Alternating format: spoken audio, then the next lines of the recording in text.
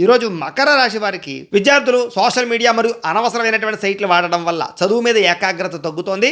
సమయాన్ని వేస్ట్ చేయకండి విద్యార్థులు. ఇక ఉద్యోగస్తులు ఆఫీస్ రాజకీయాలు అంటే ఆఫీస్ పాలిటిక్స్కి దూరంగా ఉండండి. మీ రహస్యాలు కొంత ఎవరితోటి పంచుకోకండి, ఇబ్బందులు కలుగుతున్నాయి. వ్యాపారస్తులకి స్వల్ప లాభాలే కనిపిస్తూ ఉన్నాయి.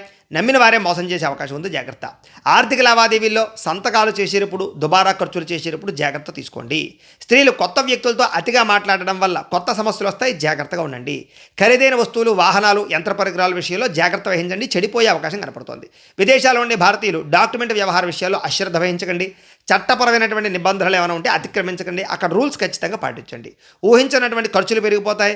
విలాసాలకి సరదాలకి ఎక్కువ డబ్బులు ఖర్చు పెట్టే అవకాశం కనపడుతోంది.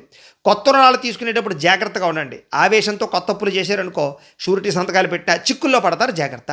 రాత్రి వేళ ప్రయాణాలు పెద్దగా మంచిగా కనపట్టలేదు. మద్యం సేవించి వాహనాలు నడపకండి. కుటుంబంలో చిన్నపాటి మాట పట్టింపులు పెద్ద పెద్ద గొడవలకి దారితీసే అవకాశాలు కనపడుతున్నాయి. కాబట్టి ఆవేశంగా మాట్లాడకండి. వివాదాలకి కోపతాపాలకి దూరంగా ఉండండి. ఇతరుల యొక్క గొడవల్లో తలదూర్చకండి.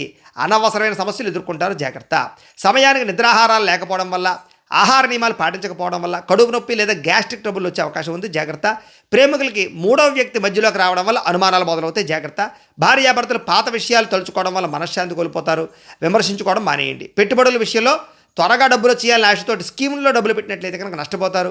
ఎవరో చెప్పినటువంటి తప్పుడు ప్రచారాలు మాత్రం నమ్మి ఇందులోనే పెట్టుబడులు పెట్టకండి. మీకు కనుక లక్ష్మీదేవి అంటే ఇష్టం ఉంటే కనుక ఒకసారి ఇక్కడ లైక్ చేయండి. అలాగే రేపటి రాశిఫలం కూడా మీకు రావడానికి సబ్స్క్రైబ్ చేసుకోండి, ఫాలో అవ్వండి. ఇక్కడ కనపడుతున్నటువంటి ఈ లింక్ మీద మీరు క్లిక్ చేసినట్లయితే మీకు ఇంట్లో లక్ష్మీదేవికి ఎలా పూజ చేసుకోవాలో వీడియో వస్తుంది. ఆ వీడియోని ఎదురుగుండా పెట్టుకుని మీ ఇంట్లో మీరు ఈరోజు లక్ష్మీదేవికి పూజ చేసుకోవడం వల్ల ఆవిడ ఆశీస్సుతో ఐశ్వర్యం కలుగుతుందని తెలియజేస్తూ లైక్ చేయడం మాత్రం మర్చిపోకండి. స్వస్తి.